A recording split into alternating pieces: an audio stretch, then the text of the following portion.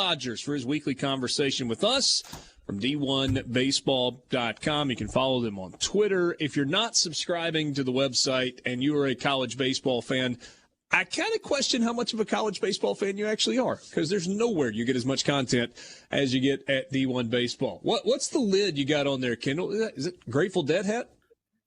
You know, what's funny, I had somebody ask me the same thing earlier, but no, I got this hat. It was at a beach in St. John in the Virgin Islands, and I just love the logo, and they had like 8 different colors, so I'm actually going back this fall with my kids, and I think I'm going to get like every single color. I just love the logo.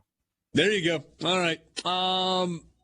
Conceivably, how high could Southern Miss go in the D1 Baseball Top 25 poll? They're sitting at number 4 right now. It feels like Tennessee is a bit of an immovable object. Yeah. What about the two in front of them with Oregon State and who's the other? Who am I missing? Who are you missing? Tennessee's number 1. Southern Miss is number Miami. 4. Miami, I'm sorry. Yeah, Oregon they could conceivably get ahead of Miami. I think Oregon State's an interesting one for me. I think when you look at Oregon State overall, other than the Stanford series loss, they've been incredibly consistent. They might have the best pitcher in college baseball on a Friday night. So, I mean, even if Oregon State lost a series, I might still have them ahead of Southern Miss. But I'll tell you what, I think this team is arguably as good as a lot of these teams in this mix. I mean, I saw Arkansas this past weekend. They look good. They didn't look great. Stanford's a team who certainly has had some bad losses this year than Tech. Really offensive, but they don't have the best pitching staff in the world. So I think they're right. I think they're in the right spot at number 4, which is kind of incredible. I mean, we're talking about Southern Miss being number 4 in the country, and Ole Miss and Mississippi State may not make the postseason. Pretty crazy.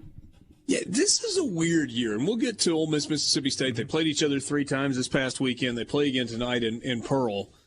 But this is a postseason that is going to look different than what we have come to expect the postseason to look like, not just because of Ole Miss and Mississippi State, but because you may not have but 3 or 4 SEC teams hosting. I mean, you got Florida sitting at 12 in the RPI, but they're 6 and 10 in the SEC.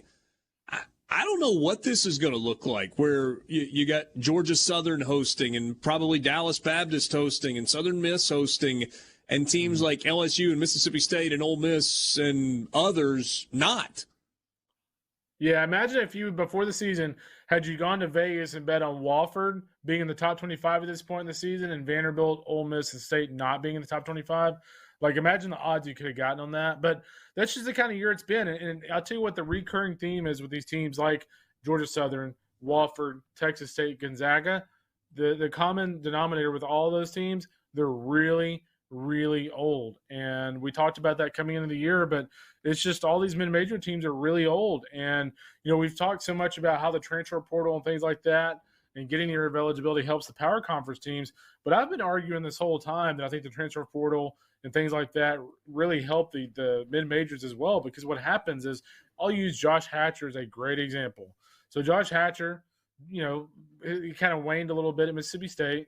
He goes to Kennesaw State. He's hitting like 440 with power, and Kennesaw State right now has a lot better shot to get to the postseason than Mississippi State does. So there are just so many of those kind of stories like Josh Hatcher this year in college baseball, and that's one of the big reasons why you've seen so many mid-majors kind of take a unprecedented leap, so to speak. True or false, on Memorial Day Monday, when the field of 64 is announced, Mississippi State will be one of the 64 teams whose name is called? Man, put me on the spot. Yeah. I'm not asking you if they're going to host.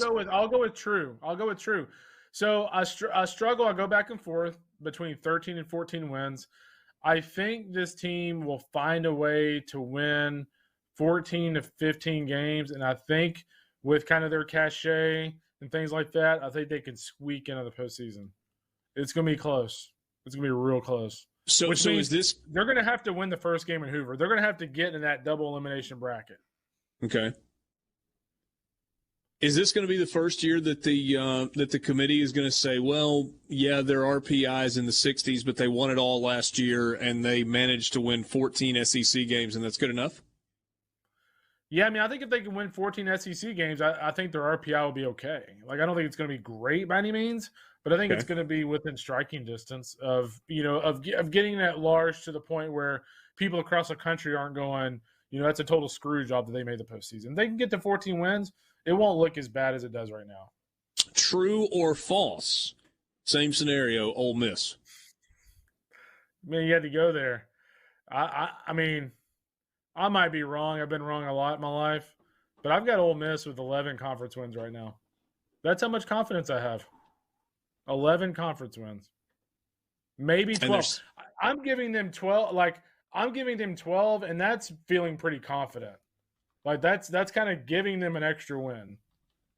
And I mean, I don't think it's crazy though, Kendall, because the roadmap is a road trip to Arkansas, a road trip to Baton Rouge, Texas A&M, and Missouri coming to your place. And even though Missouri's only 5-13, I used the thing I said yesterday. They will absolutely fight you to the death in every single game. Yes, they will. And the thing about Arkansas, you're catching Arkansas at a bad time. And Arkansas has the heartbreaker against A&M on Sunday. I was there. I saw their faces after the game. They were really pissed. And, they're going to go home, and that's kind of turned into a nice little rivalry in the SEC West as well. They're going to return home kind of breathing fire a little bit. So I guess the big thing with me when I look at Ole Miss, and I think you saw some heart there in that series with Jacob Gonzalez hitting that home run, them coming back and doing what they did. I think, as weird as it sounds, and I know that the Columbus hit the bomb and Mississippi State won the series, but as weird as it sounds, if you're Ole Miss, you need to take, how you're responding in that final inning and kind of find a way to channel that into some positive momentum down the stretch. I know it's grasping for straws here, but if you're Ole Miss, you've got to find something that down the stretch you can go, hey, we were able to do this and get back in the game and tie the game. That's just at this point is desperation mode. All right, so two more for you. True or false? Ole Miss makes the SEC tournament. I'll go true there. I have very little faith that Kentucky and Missouri make the SEC tournament. Okay. Have you seen South Carolina's road too? South Carolina has a tough road as well. Yeah. And then the last true or false. SEC tournament. And here is what's going to be the frustrating thing for Ole Miss fans is Ole Miss is one of those teams that if they can just get to Hoover, dude, they've got the talent and they've got the history to get to Saturday. And I can see Ole Miss fans looking at Saturday and going where the heck was this all year long? I feel like that could be that team if they can just find a way to get to the conference tournament.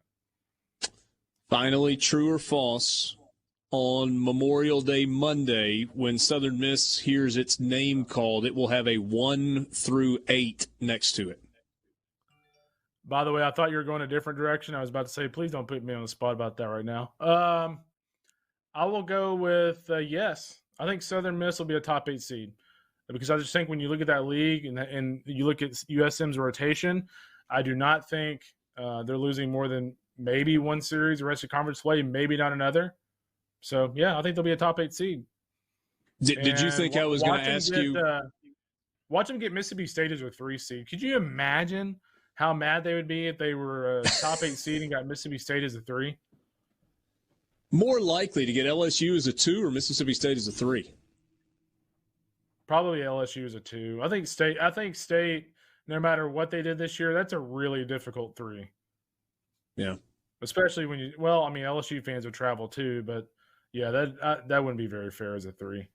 So in terms of looking at Mississippi State's schedule, you can't help but see that final weekend, that final Thursday, Friday, Saturday, where they've got Tennessee coming to Starkville.